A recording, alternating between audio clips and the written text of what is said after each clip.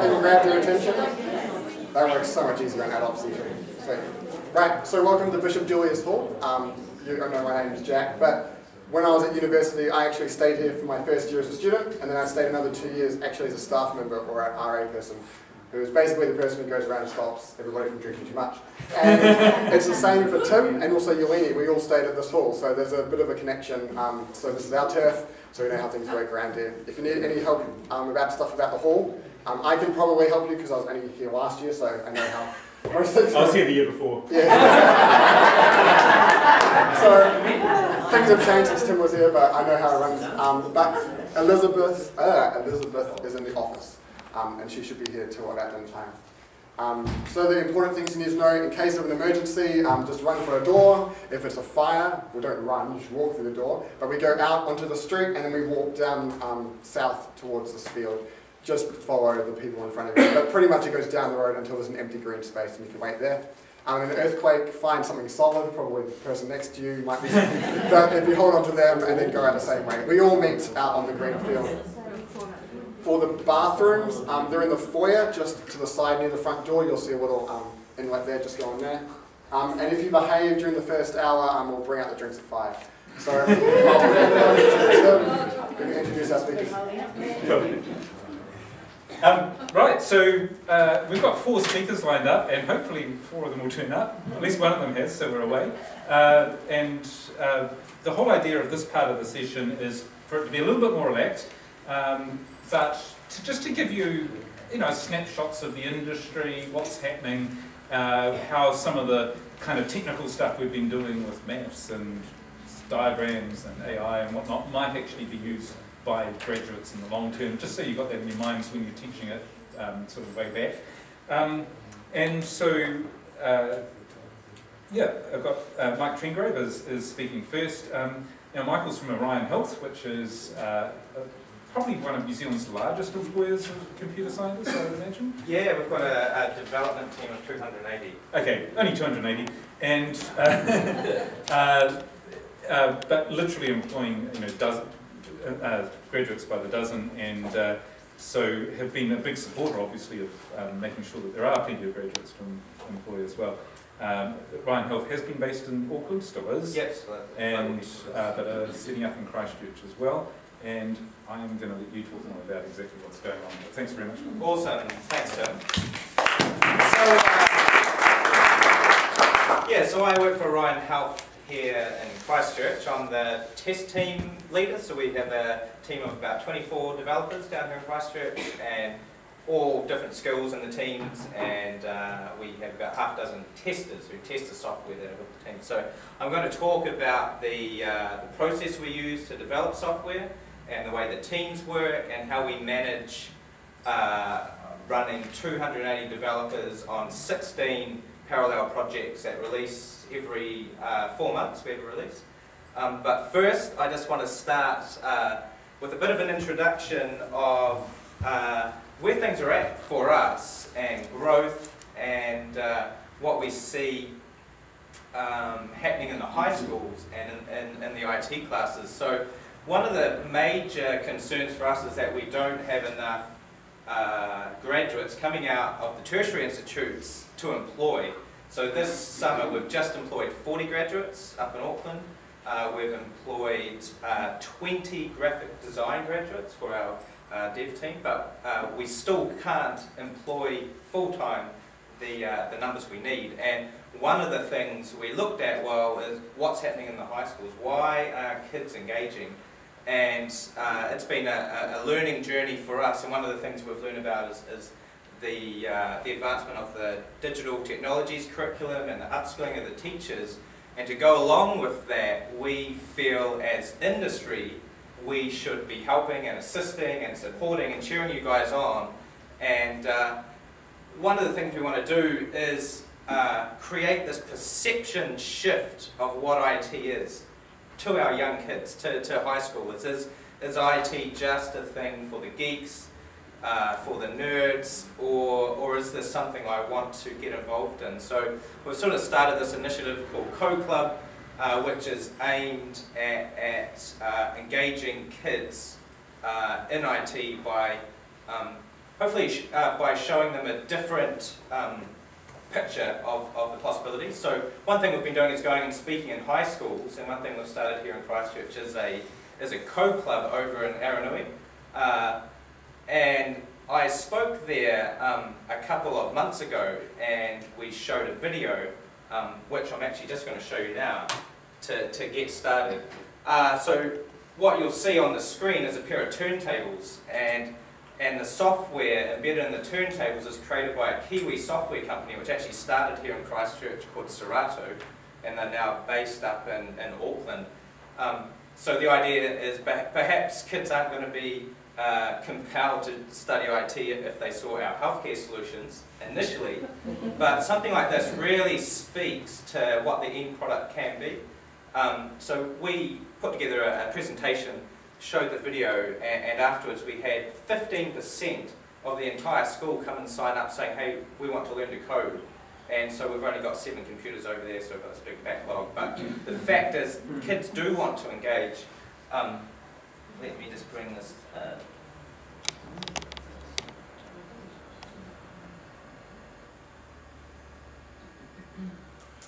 Here we go. So what you see is turntables, and on the side is a laptop. And what they're actually doing is emulating the music from the laptop onto the vinyls. And this company, Serato, was the first to do it globally. This guy here is Mixmaster Mike from the Beastie Boys, who everyone's heard of.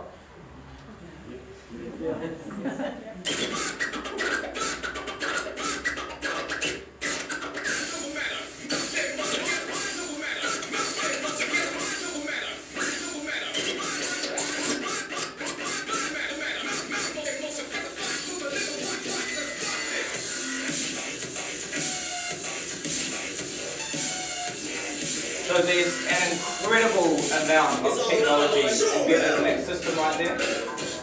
And this stuff has actually only been possible in about the last 7 or 8 years.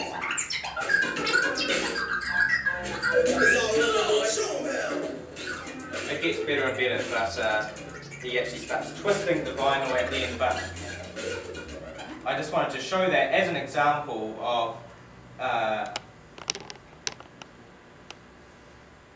what we're attempting to show as solutions to kids, to just to get them motivated really, and with the goal of seeing IT, the numbers in IT classes increasing. So from that, I'm going to move into how we actually develop software in our company. Some of you may have heard Tim talking about Scrum and Agile this morning.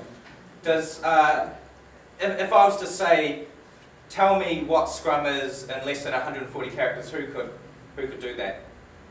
So we've got a couple here. So these terms are hard to understand unless you've actually been inside it and used it and seen the advantages that it brings when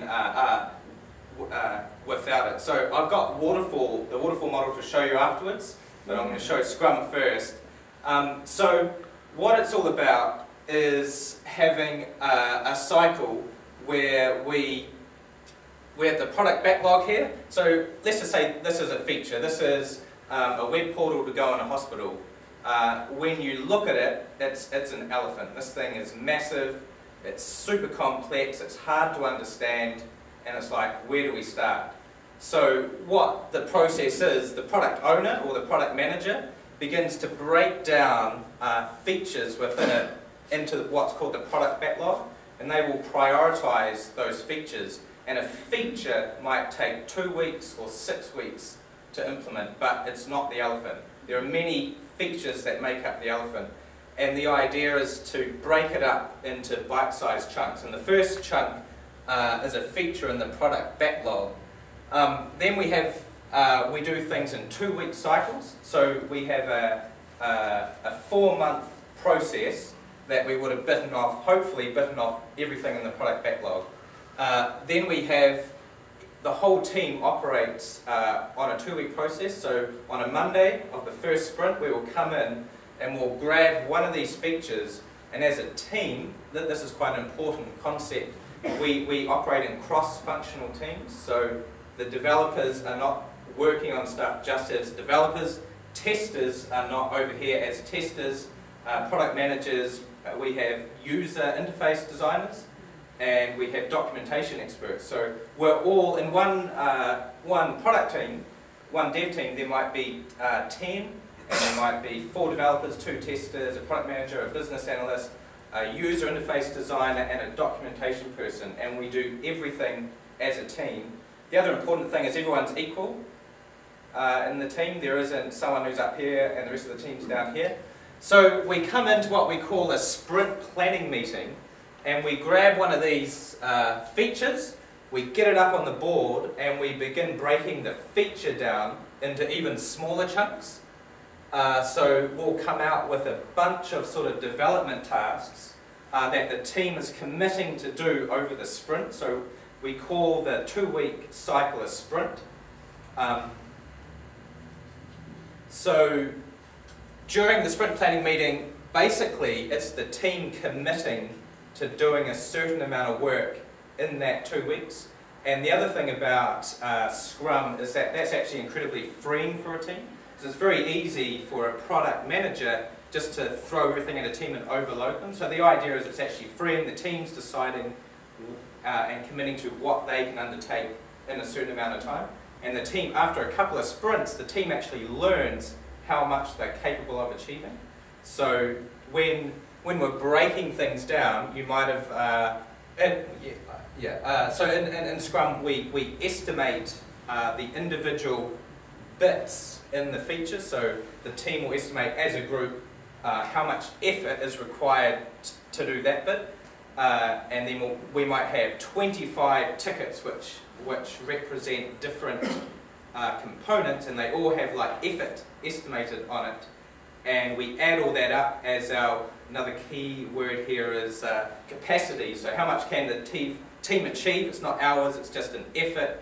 And at the end of the sprint, we look back at how much we actually got achieved out of the effort. I might be deep diving a little bit. So during the sprint, the work's undertaken, the developers are developing, the testers are sometimes actually sitting with developers. So a developer one morning might say, oh, I'm about to commit this code, I've been doing it the last 2 days. The tester might say, why don't I come over and sit beside you and let's have a look at it. So testers are also programmers, so they'll look through the code, and the developer and the tester will actually test together. They might do an 80-minute session just testing, finding bugs, the developer can fix the bug right there, and then the tester can retest it, and then once they're happy, the code gets committed into the product. So all that's happening during the week. Documentation's being written about the feature, so we have like a live, that's called a docky online, so all the documentation is done, and at the end of the 2 weeks, we have a product demo. So the other key thing about Scrum is that we're doing it in iterations, and at the end of each sprint we have a potentially shippable product. So it may only have one feature, but potentially someone could use it. So the idea isn't we're waiting until the end before we show someone what we've done. Every 2 weeks over 4 months, we're demoing our product to the rest of the company. Everyone's invited to a demo. There's like 10 to 16 going on every second Friday, and you can really track how teams are doing. So the other thing is, after a demo, we have a quick retrospective of the 2 weeks, so the team's able to give feedback on how the sprint's been. Are there any processes they want to change? So there's a really open atmosphere to bring about change, to allow things to improve. And then once we have the sprint retro on the second Friday, everyone gets a weekend off, they don't have to think about anything. Come back on the Monday and we come back here. So we grab another feature and we do sprint planning again. And it's an incredibly motivating experience. So the team's quite empowered to get the work done. It's not about a manager giving out tasks to do that. We've found that's an incredibly demotivating thing. People don't take ownership and they don't actually perform to their best. So this is one way. It's really about creating an open atmosphere where a team of seemingly average people can really excel. It's kind of like transactional leadership over transformational leadership. Like you're really trying to release people to do their best. Where when mistakes happen, they're not seen as something to, something to put someone down with, but mistakes are seen as an opportunity to gather data. Why did this happen? How did this happen? What can we do to avoid that happening again? So, does Scrum stand as an acronym? No, like Tim said, when it sort of was a rugby scrum in a way, or maybe a football scrum, I'm not sure. But yeah, no, it's not an acronym. So, yep. If you've committed to do 5 things, yep. you find at the end of the 2 weeks yep. that you've only done 3 of them, yep. what happens with the other 2? So the other 2 will stay in the backlog for next sprint. So we'll grab them next time, and we'll also realise that we overestimated what we can do, and next time we won't commit to doing so much work. Yeah. Yep. So how do you run the big issues I see would be dividing up the elephant? When you've got this big project at the start of it, how do you then initially break it down into components where you can actually see that we need to do this and we need to do this and we need to do this? So that all happens back here before the team enters sprint 1.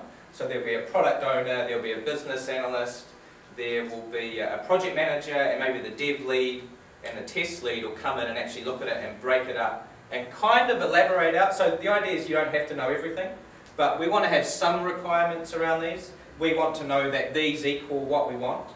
But the other thing is that things change. So what we enter into here might not be what we end up with back there, and that's okay because we adapt to change. We find things we didn't know going through. We found that a type of technology we thought we were going to use just isn't suitable. We're going to have to change, and that means the look of this thing might change, or the functionality might change a little bit. Yeah, that's if you're breaking it into bits and dealing with each of the bits. Yeah. What about things like your overall data structure or the overall technology you're going to use? Is that decided before you break up? Yeah. So we'll have an architect actually that sits outside the team, but it'll be the dev lead that'll have to draw up architectural diagrams up front here, get them okayed. But then we might come through and we might find out during a sprint, actually that's not going to work. We need to redo it, create a new architecture diagram that'll go back, get reviewed and okayed. And you've got here Copyright Mountain Goat software. Is that a service that provides the documentation to run this? For Scrum, so how would you describe, so Mountain Goat's a company that really, do they own Scrum? No. No, I don't think it's owned. There are Scrum training companies around. Yeah. And I think one of the most successful ones in New Zealand is one called Claris. Yeah. Which is another story in itself. Remind me to talk about Claris.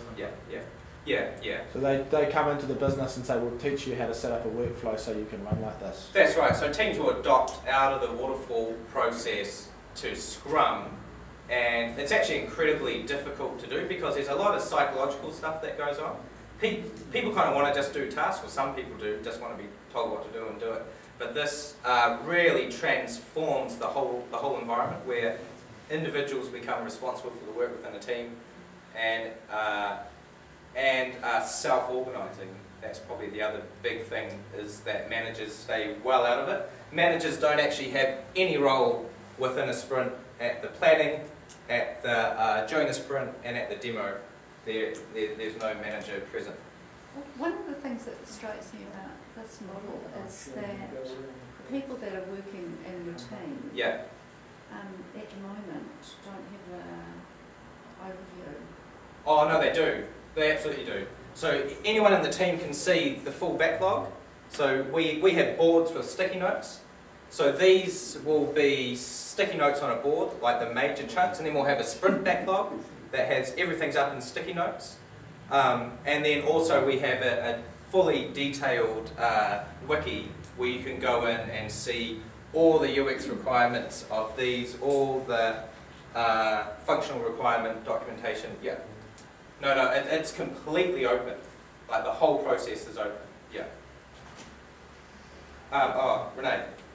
Most of the Agile professionals around New Zealand are in an Agile network, and you can join up to that and go along to all their training sessions and stuff if you actually want to learn about that. Yeah, there's an awesome community of people who are really passionate about it, and it really transforms the way teams operate, and I think there's real potential to integrate parts of this into the way kids do projects at school, so they're not expected to come up with the elephant or just to present the elephant, but actually just iterate through it every week, have a quick demo, and showing something that works, some part of it that works, getting feedback. So the other big thing is having a demo, you get feedback along the way, and then you can modify your process or modify the product in some way.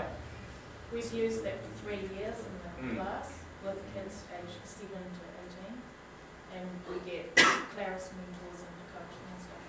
But the big thing implementing this, if you're going to do it in the classroom, and I loved what the presenter from Hillcrest said, Jenny, about this isn't teachers telling students what to do. This is students self-organising and generating that feeling of creating something. There's a real joy that comes with that, and you develop passion for it, and it's kind of this self-fulfilling prophecy where things grow. And yep, Jenny. I used Scrum this year with level 2, and they were working in teams of 2, working in pairs, and they had big task boards all around the classroom with these sticky notes on it, and it was really good because each pair was working out the creativity, the whole idea of their program, and then they had it all on the board with who was going to do what when, and it was very, very clear. Everyone could see the process that they were going through, everybody walked in. It was great. The other big thing is that it's fully open and collaborative, so people talk to each other, people share information. We find when we get some of the real bright sparks out of uni who've maybe just finished a PhD, we have to sort of rewire them for 6 months and get them out of this thing where they have to do it themselves. So in an example recently, we had a PhD student that spent about 6 days deep diving on a problem, and he just didn't want to walk 5 steps and ask for help because he didn't see that as that would reflect poorly on him. And so as soon as you come up against a problem, you're just walking over, asking help, asking for solutions. I've got, is there some code that I could use here? Where you could, before you know it, you could have spent 20 hours on that problem and got nowhere. And you've just run down this rat hole, and that's expensive for a company.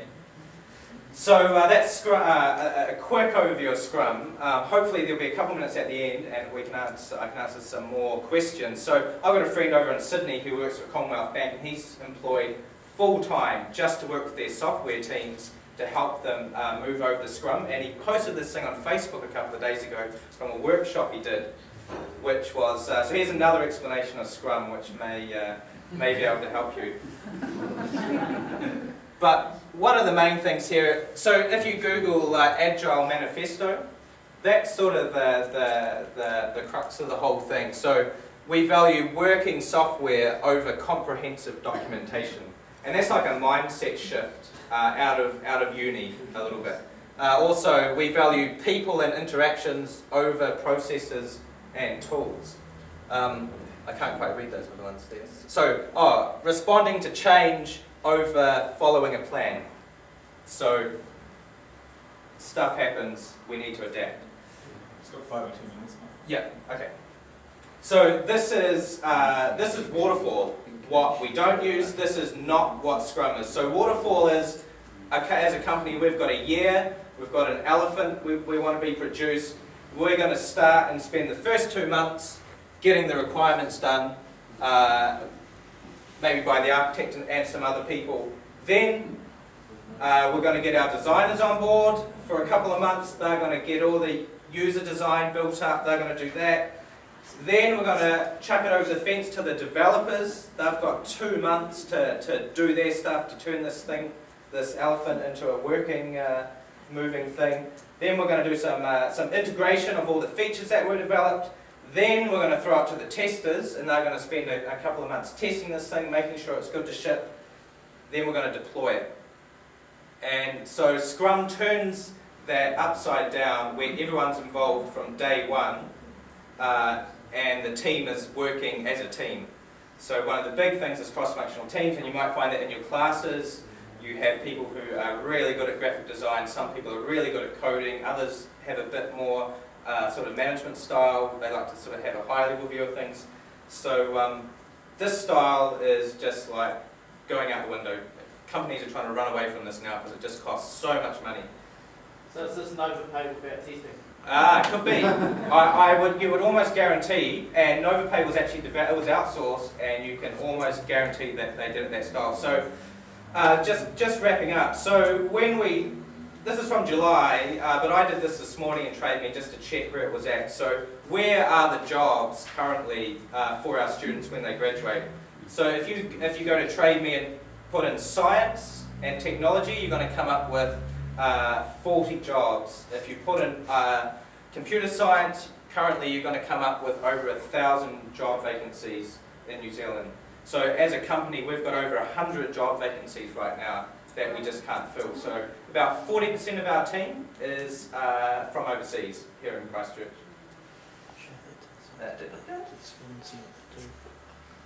So I told our CEO that I was coming here to talk, and he put together just this little quote that I'd like you guys to read.